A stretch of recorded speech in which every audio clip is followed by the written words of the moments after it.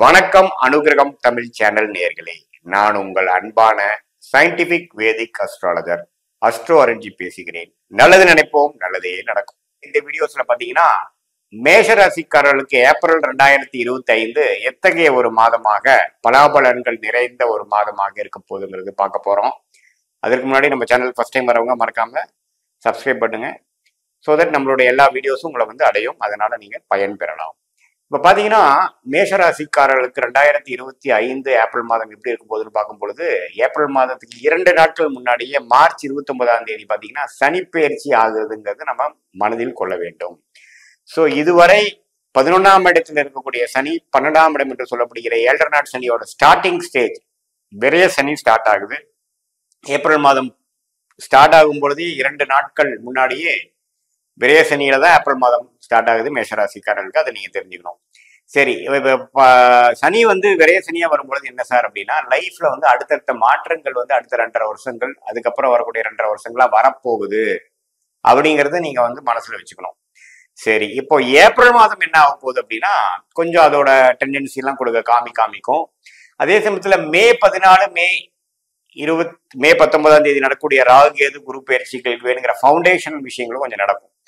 சரி, ராசி அதிபதியாகிய செவ்வாய் எப்படி இருக்கிறாருன்னா, ஒரு ஏப்ரல் 2 நாட்கள் முதல் 2 நாட்கள் பாத்தீங்கன்னா மிதுனத்திலேயே இருந்து, நம்மளாலவே 4 மாசமா மிதுனத்தில் இருந்த செவ்வாய் கடைசியாக ஏப்ரல் 3ஆம் தேதி கடகத்துக்கு வரார், 4ஆம் இடத்துக்கு வரார், நீச்சமா போறார். ஸோ ராசி அதிபதி நீச்சமா போறது ஒரு சின்ன ஒரு ஜாதகர் மேஷராசிக்காரர்களுக்கு சில விஷயங்கள் பூர்த்தி அடையவில்லை, சில சேசிங், சில எதிர்பார்ப்புகளை கொடுக்கக்கூடிய அமைப்பு இருக்கதான் செய்கிறது. அதே சமயத்துல 7 நாட் சனியும் ஸ்டார்ட் ஆகுது. சரி, மற்ற கிரகங்கள் எப்படி இருக்குன்னு பார்த்தா, குரு 2ஆம் இடத்திலே நீடித்திருக்கிறார் மே மாதம் மிடில் வரைக்கும். அது ஒரு நல்ல விஷயம்தான். கேது பாத்தீங்கன்னா 5ஆம் இடத்திலிருந்து குரு பார்வை பெறுகிறார். ஸோ 6ஆம் இடத்திலிருந்து குரு பார்வை பெறுகிறார். ஸோ 6ங்கிறது ருணச்சத்ரு பாவம், கடன், நோய், வம்பு வழக்குகள், வெளிநாடு பிரயாணங்கள் இது மாதிரி சில விஷயங்கள் கொடுத்துட்டு இருந்த மேஷராசிக்காரர்களுக்கு கேது முழுக்க ஏப்ரல் மாசம் முழுக்க அங்கேயே இருக்கிறது அதே ட்ரெண்ட் தான் காமிக்கிறார். 12ஆம் இடத்துல ராகு இருந்து சுப செலவுகள், வம்பு வழக்குகள் விஷயங்களும் கொஞ்சம் பார்க்க போகுது. மேஷராசிக்காரர்களுக்கு வம்பு வழக்குகள்லாம் ஒரு முடிவுக்கு வரக்கூடிய அமைப்பு ஏப்ரல் மாசம் காமிக்குதுங்க. அதோட சேர்ந்த புதன், சுக்கிரன், அப்புறம் சனியும் பாத்தீங்கன்னா ஏப்ரல் மாதம் 1ஆம் தேதிக்கே பாத்தீங்கன்னா மீனத்துக்கு மேஷராசிக்கு 12ஆம் இடத்துக்கு வரார்.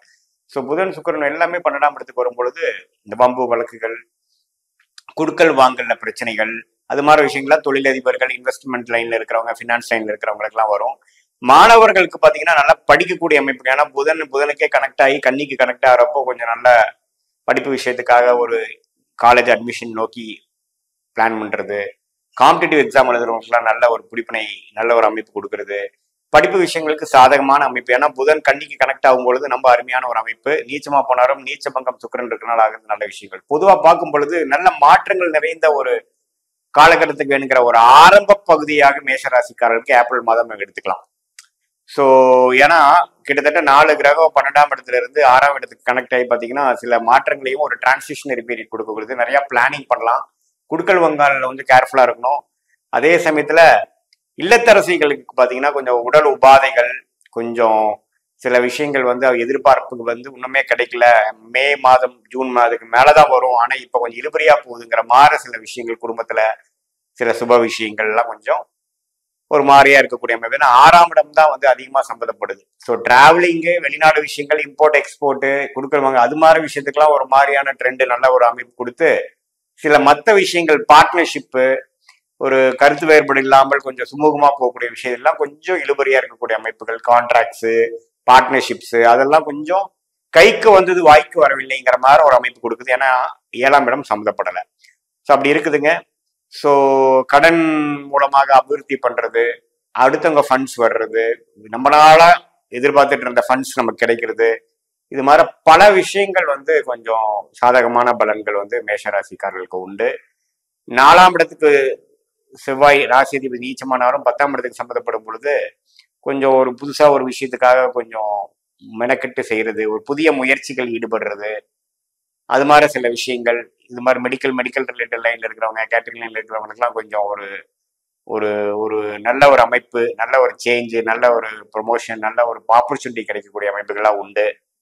அதே சமயத்துல சனி வந்து இதுவரை 11ஆம் இடத்துல இருந்து கொஞ்சம் ஒரு மாதிரி சொகுசான ஒரு இடத்துல போய் நம்ம செட் ஆயிட்டோம் அப்படிங்கிற மாதிரி இருக்கக்கூடிய அமைப்புகள்லாம் வந்து கொஞ்சம் மாறி அடுத்த கட்ட ஒரு ஒரு நடவடிக்கை, அடுத்த விட ஒரு ப்ரொஃபைல் சேஞ்சு, வேற ரெஸ்பான்சிபிலிட்டிஸ், வேற ஒரு அமைப்பு, அதெல்லாம் கொஞ்சம் கிடைக்கக்கூடிய அமைப்புகள் மேஷராசிக்காரர்களுக்கு உண்டு. செலவுகளும் இருக்கும், வருமானங்களும் அதிகமாகும். அது மாதிரி சில விஷயங்கள்லாம் கொடுக்கக்கூடிய எல்லா வயது உள்ள மேஷராசிக்காரர்கள் கொடுக்கக்கூடிய அமைப்பு இருக்கு. சீனியர் சிட்டிசன்ஸ்க்கு பார்த்தீங்கன்னா உடல் உபாதைகள் விஷயம் பார்த்தீங்கன்னா கொஞ்சம் மெடிக்கல் ட்ரீட்மெண்ட் வந்து எடுக்கிறது அப்பப்போ வந்து நமக்கு சரியாக மாட்டேங்குது. மெடிசின்ஸ் வந்து கொஞ்சம் எஃபெக்ட் சரியில்லை, கொஞ்சம் ட்ரீட்மெண்ட் தப்பா போகுதுங்கிற மாதிரிலாம் சிலது இருக்கும். கொஞ்சம் கரெக்டா நம்ம வந்து போறோமா, நம்ம எடுக்கக்கூடிய ட்ரீட்மெண்ட்டோ டயக்னோசிஸோ கரெக்டானு மேஷராசியான சீனியர் சிட்டிசன்ஸ் கொஞ்சம் பார்த்துக்குங்க. உடம்பு உபாதைகள் வரக்கூடிய அமைப்புகள் இருக்கு, கொஞ்சம் கேர்ஃபுல்லா இருக்கணும். பட் இருந்தாலும் குரு பார்வை இருக்கிறதுனால பயப்படுறதுக்கு ஒன்றும் இல்லை. பட் இருந்தாலும் நீங்க கொஞ்சம் கவனமாக இருக்கக்கூடியதாக வலியுறுத்தப்படுகிறது. அதே சமயத்துல இன்வெஸ்ட்மெண்ட்ஸு, இன்ஹெரிட்டன்ஸ், உங்க மனைவி மூலமா வர சொத்து, கணவர் மூலமா வர சொத்து, அப்பா மூலமா, தாத்தா மூலமா வர சொத்துக்கள்லாம் வந்து இந்த ஒரு மாதம் வந்து நம்ம குரு கொடுத்துட்டு போகக்கூடிய அமைப்புகள் இருக்கு. சில மேஷராசிக்காரர்களுக்கு அந்த ஜாதகம் அமைப்பு இருக்கிறவங்களுக்குலாம் கண்டிப்பாக அது உண்டு.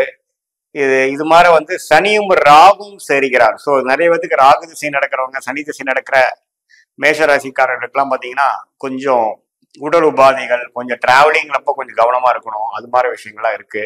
சில பேருக்கு பார்த்தீங்கன்னா சில இடத்துல போய் நம்ம ஸ்கேம்ல மாட்டுறது, ஏமாற்றப்படுகிறது, வீட்டில் சில பொருட்கள் காணாம போறது, திருட்டு ஆகுறதுங்கிற மாதிரியும் சில அமைப்புகள் இருக்கு. ஏன்னா சனி ராகு சேர்றது நம்ம நுண்ணிப்பா பார்க்கக்கூடிய விஷயங்கள். அது 12ஆம் இடத்துல சேர்றார் கிட்டத்தட்ட 3 டிகிரியில. ஸோ கொஞ்சம் அது மாதிரி விஷயத்துக்கு கவனமா இருக்கணும். தூக்கம் வந்து சம்டைம்ஸ் கொஞ்சம் அஃபெக்ட் ஆகக்கூடிய அமைப்புகள் இருக்கு. கொஞ்சம் அதனால மனநலத்தையும் கொஞ்சம் பார்த்துக்கூடிய அமைப்புகள் மேஷராசிக்காரங்களுக்கு இருக்கு. ஸோ பொதுவாக பார்க்கும் பொழுது பார்த்தீங்கன்னா ஓரளவுக்கு நல்ல மாற்றங்கள் நிறைந்த ஒரு அமைப்பு இருக்கு. அடுத்த வரக்கூடிய குரு பயிற்சிக்கும் நல்ல காலகட்டத்துக்கு ஒரு வேணுங்கிற ஃபவுண்டேஷனான விஷயங்கள் இருந்தாலும் அடுத்த கட்ட வாழ்க்கையில வந்து சில விஷயங்கள் நகர்த்துவதற்காக இன்வெஸ்ட்மெண்ட்ஸ், லோன், டாப் அப், சில புதிய முயற்சி, இடம் விட்டு இடம் மாறுது, எல்லா வயதினருக்கும் இது மாதிரி ஒரு சேஞ்சு கொடுக்கக்கூடிய ஒரு மாதமாக மேஷராசிக்காரர்களுக்கு வந்து ஏப்ரல் மாதம் 2025 இருக்குதுங்கிறத நாம தெரிஞ்சுக்கணும். ஸோ என்னதான் செவ்வாய் நீச்சமா இருந்து 4ஆம் இடத்துக்கு போனாலும் அவர் 10ஆம் இடத்துக்கு சம்மந்தப்படுறதுனால முயற்சிகள்ல எந்த குறைவுகளும் இருக்காது. கவனம் மட்டும் நம்ம கொஞ்சம் தீர்க்கமா பார்க்கக்கூடிய அமைப்புகள் இருக்கு. அதே சமயத்துல பண விஷயத்துக்கும் குடுக்கல் வாங்கல் விஷயத்துலயும் தவறில்லை. எல்லா ஹெல்த்து, ஃபினான்ஷியல் விஷயங்கள், மற்றபடி பாத்தீங்கன்னா முயற்சிகள்ல வந்து நம்ம வந்து ஏதோ விஷயத்தை பார்க்காம போறோமா, எதையோ நம்பி நம்ம பண்றோமா, நம்ம ஏமாற்றப்படுற வாய்ப்பு இருக்காங்கிறதையும் கொஞ்சம் கவனமா பார்த்து செய்து கொள்ள வேண்டுங்கிறது அறிவுறுத்தப்படுகிறது. இது பொதுவான ஒரு பலன்களை தவிர உங்க ஜென்ம ஜாதகத்துல உங்களோட லக்னாதிபதி எப்படி இருக்கிறார், உங்க லக்னத்துக்கு சம்பந்தப்பட்ட தசாபுக்திகள் வந்து சிறப்பா இருக்கா, உங்களுடைய தசநாதன் எப்படி இருக்கார், புக்திநாதன் எப்படி இருக்கிறார், அது நம்ம சொன்ன கோச்சார அமைப்போட ஒப்பிட்டு பார்க்கும் பொழுது துல்லியமான அடுத்த வரக்கூடிய 2 வருடங்கள் எப்படி இருக்க போகுது, லாங் டேர்ம் பிளான்ஸ் எப்படி இருக்க போகுது, எது மாதிரி டைரக்ஷன் நம்ம லைஃப்ல காமிக்குது அப்படிங்கிறதெல்லாம் இந்திய வேத ஜோதிடம் சயின்டிபிக் வேதிக் அஸ்ட்ராலஜி முறையில அருமையாக துல்லியமாக பார்க்கலாங்கிறது தெரிஞ்சுக்கங்க. இது வந்து பொதுவான பலன்கள் தான். மீண்டும் மற்றொரு காணொலியில் சந்திப்போம். நன்றி, வணக்கம்.